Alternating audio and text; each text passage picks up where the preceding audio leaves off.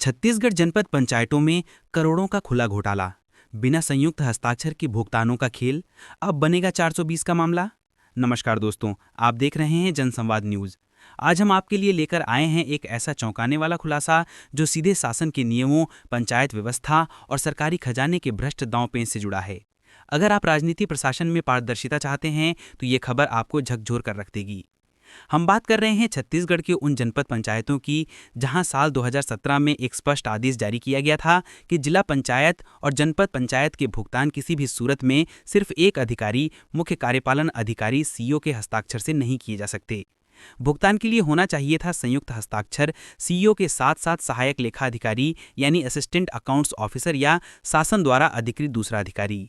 लेकिन अब सामने आ रहा है कि रायपुर को छोड़कर लगभग सभी जिलों में इस द्वि-हस्ताक्षर व्यवस्था को व्यवस्थित रूप से दरकिनार किया गया है और करोड़ों रुपए का भुगतान सिर्फ एक हस्ताक्षर पर हो रहा है।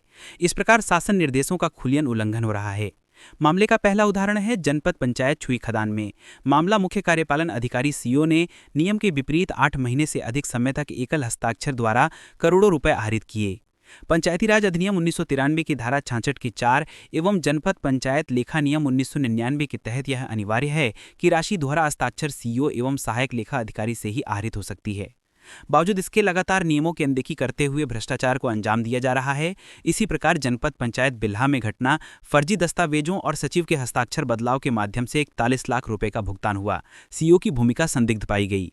शिकायत और सदस्यों का आरोप, जनपद सदस्यों और जनप्रतिनिधियों ने सीईओ पर मनमाने ढंग से शासकीय राशि का भुगतान बिना आम सभा या समिति की स्वीकृति के आरोप लगाए हैं। शासन ने 2017 में ही यह व्यवस्था तय की थी कि जनपद पंचायत के भुगतानों में केवल सीईओ का हस्ताक्षर पर्याप्त नहीं होगा, सहायक लेखा अधिकारी या अन्य अधिकृत अधिकारी का हस्ताक्षर अनिवार्य है।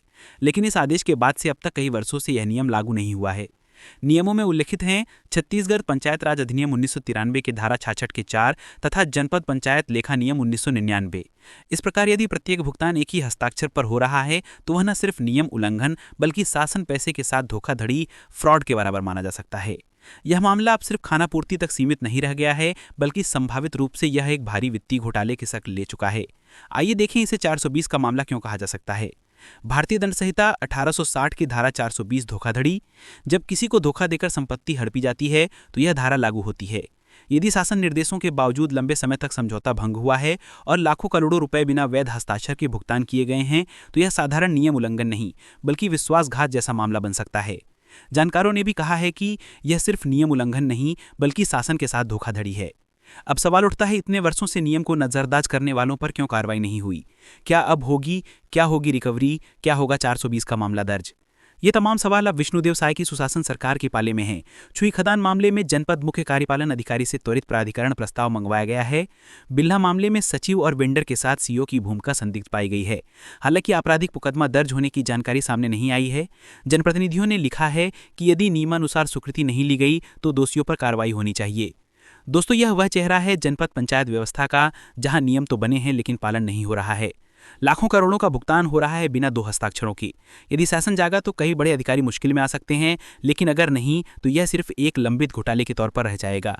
हम देखेंगे कब शासन जागेगा, कौन बनेगा जिम्मेदार और क्या इस खुलासे पर सख्त कार्रवाई होगी या नहीं। अगर आपको यह वीडियो या खबर पसंद आए तो इसे लाइक करें, शेयर करें और कमेंट बॉक्स में अपनी प्रतिक्रिया जरूर लिखें। आपके विचार से कौन कौन से अधिकारी जिम्मेदार हैं और इस प्रकार के भुगतान कहां तक जायज हैं। धन्यवाद, नमस्कार, मिलते हैं फिर एक नई खबर के साथ।